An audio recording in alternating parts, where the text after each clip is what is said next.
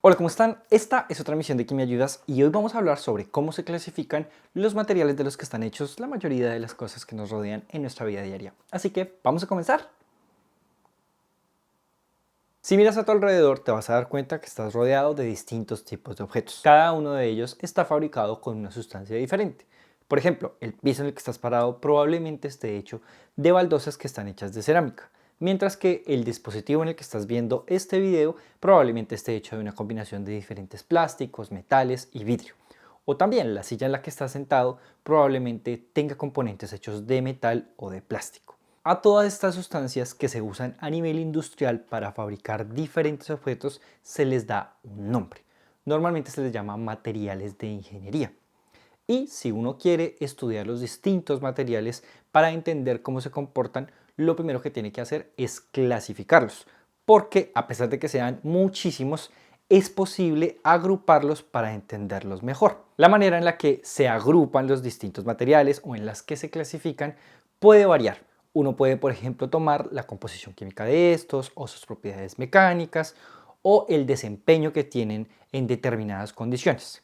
Pero en general la manera más común que van a encontrar en libros de ciencias de materiales, al menos los introductorios, dice que los materiales los podemos clasificar en 5 distintos grupos. Primero tenemos a los metales o aleaciones, luego tenemos a los plásticos o polímeros, luego tenemos a las cerámicas, vidrios y vitrocerámicas, seguido de los semiconductores y por último tenemos a algo que se llaman los materiales compuestos. Así que lo que vamos a hacer en este video es ver cuáles son esas características que hacen especiales a esos materiales que están contenidos en estos diferentes grupos. Empezando por los metales. Los metales y las aleaciones son cosas relativamente parecidas, pero con una diferencia fundamental. Los metales son elementos químicos puros, en los que se incluyen cosas, por ejemplo, como el oro, el titanio, el cobre, el zinc o el magnesio. Mientras que las aleaciones son mezclas entre estos metales o también de metales con otros elementos químicos.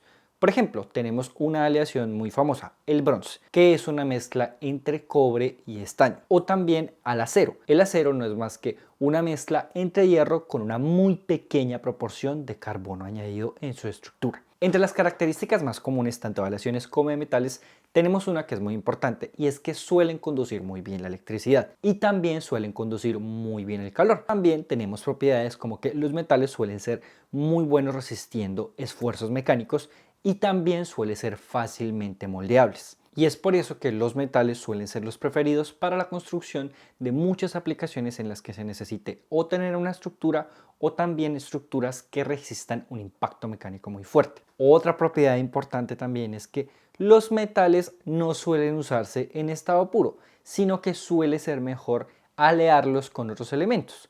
Como lo mencioné antes, el acero es un ejemplo de esto. Pero también hay otro ejemplo muy común y es el oro.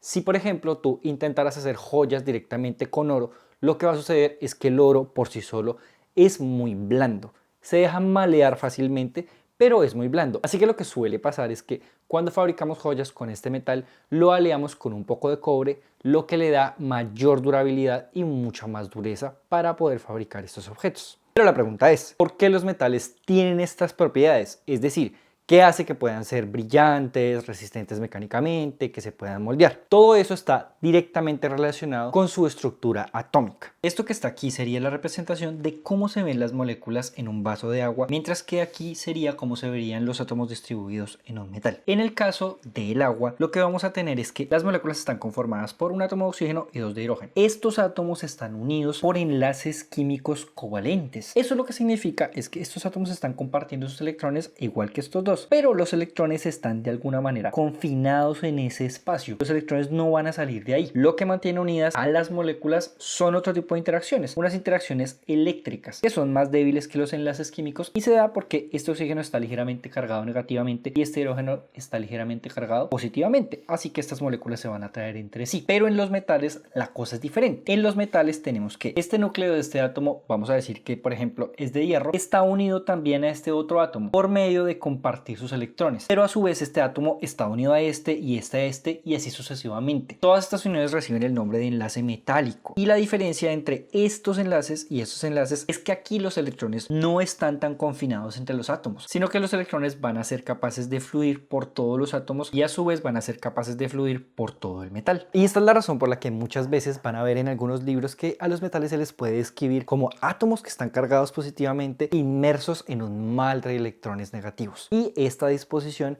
explica muchas cosas. Por ejemplo, el hecho de que los metales sean buenos conductores eléctricos, porque los electrones pueden fluir libremente. Eso también aplica para la conducción del calor, pero además también aplica para el brillo de los metales. El brillo de los metales está asociado a un fenómeno que se llama resonancia plasmónica. Pero bueno, eso no lo voy a explicar en este video, lo dejamos para otro video. Sin embargo, hay otra propiedad que también puede explicarse por la disposición de los átomos, y esa es la maleabilidad y también la resistencia mecánica que tienen los metales. Los átomos en los metales tienden a acomodarse y a agruparse de una manera específica, y eso lo vemos en esta imagen. Esta es una micrografía de una lámina de cobre. Como podemos ver, hay regiones que están diferenciadas. Estas regiones se les llaman granos y son regiones en las que los átomos están concentrados de manera específica. Y lo que va a suceder es que diferentes metales van a tener diferentes tamaños y formas de grano. Y esto es súper importante porque esta estructura de grano es lo que define que un material sea más fuerte que el otro, sea más maleable que el otro. Porque cuando hacemos un esfuerzo mecánico sobre un metal, estos granos tienden a moverse y a reacomodarse, absorbiendo energía de ese impacto. Entonces, la estructura de grano está íntimamente relacionada con dos cosas. Número uno, la resistencia mecánica del metal, pero también a la manera en la que hemos tratado este metal. Cuando hacemos un tratamiento, como por ejemplo un fundido o también golpear un metal para formarlo, estamos alterando esta estructura de grano dentro de ese metal. Además, también aplica para las aleaciones. Cuando hacemos una aleación, lo que estamos haciendo es que dentro de esta estructura de grano se inserten átomos de nuevos elementos que a su vez van a facilitar o van a obstaculizar que estos granos se muevan, y por eso es que podemos mejorar o empeorar ciertas propiedades de estos metales. Y eso lo podemos ver en estas dos micrografías. A la derecha tenemos una micrografía de un acero que se llama el acero 304L, mientras que a la izquierda tenemos la imagen que veíamos antes. Si comparamos, el tamaño de grano que existe entre estos dos metales es muy diferente. En el acero son súper grandes, mientras que en el cobre son más pequeños. Además, en el acero también tenemos el carbono, que como lo mencioné, va a evitar que estos granos se muevan, y esa es la razón por la cual este acero es mucho más resistente que lo que es el cobre. Con esto entendido, ahora pasemos a los plásticos. De los plásticos se pueden decir muchísimas cosas,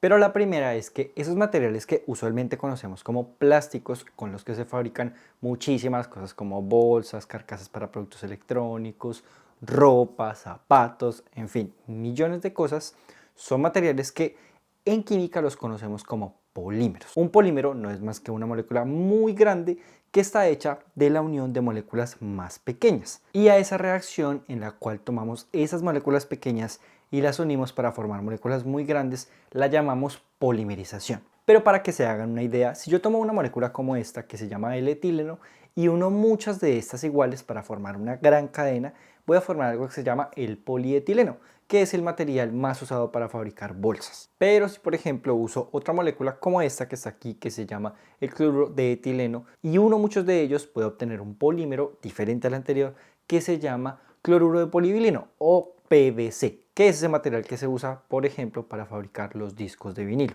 En fin, dependiendo del monómero que usamos, vamos a obtener diferentes polímeros y por lo tanto diferentes propiedades y materiales. Las posibilidades son casi infinitas, pero si yo quisiera simplificarlo y decir que hay propiedades generales que pertenecen a los polímeros, podemos mencionar algunas. La primera es que en general los polímeros no suelen ser buenos conductores ni de calor ni de electricidad. De hecho, es al contrario, la mayoría suelen ser buenos aislantes, aunque hay ciertas excepciones. Otra cosa que también suele ser característica de los polímeros es que tienen una alta resistencia química, y esa es la razón por la cual se usan en ambientes donde de pronto los metales o las cerámicas pueden ser atacados por las condiciones ambientales. Un buen ejemplo de esto es el hecho de pintar las cosas. Pintar una pieza, por ejemplo, de un metal, básicamente en lo que consiste es en poner una capa de un polímero que lo recubre del ataque químico del ambiente, como por ejemplo cuando pintamos las columnas en un edificio o en una embarcación. Ahora, estas son propiedades que son generales de los polímeros, pero como lo vimos, hay muchísimos polímeros de muchos tipos,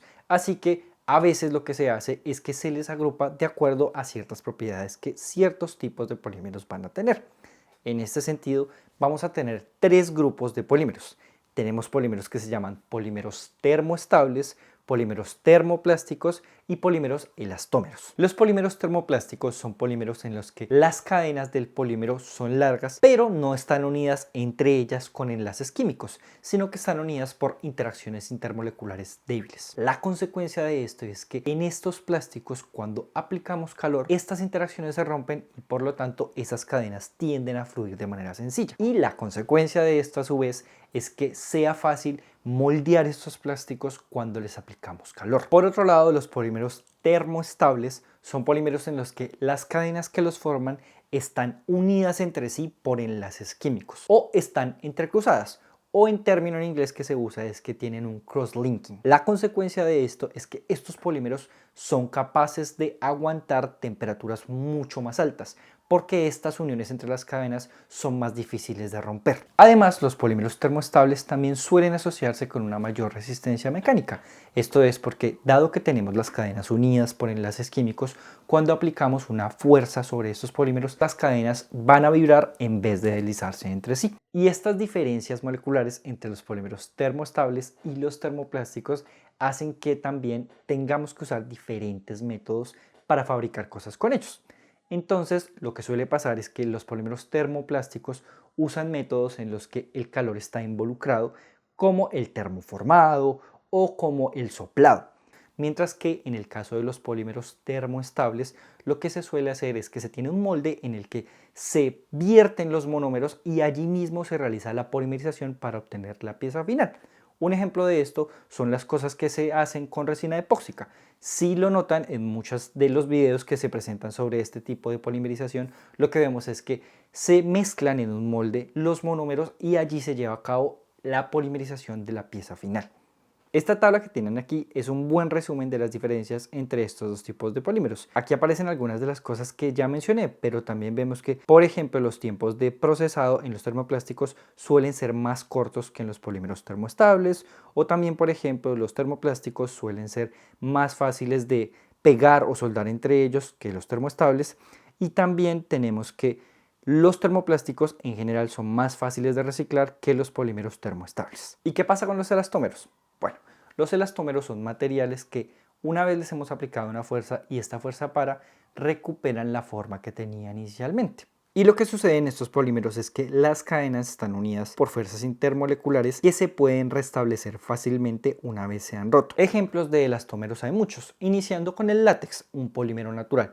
Pero también tenemos al polibutadieno, que es el caucho artificial usado para fabricar ruedas, o las siliconas, o el poliuretano, que se usa para fabricar espumas. Pero bueno, aún nos falta hablar de tres tipos de materiales: las cerámicas, los semiconductores y los materiales compuestos. Pero no lo vamos a hacer en este video, eso lo vamos a dejar para la segunda parte de este video, que les dejo en los comentarios, en la descripción, en una tarjeta o en lo que sea que YouTube se haya inventado para el momento en el que estén viendo este video. Vayan, tómense un café y nos vemos en ese video.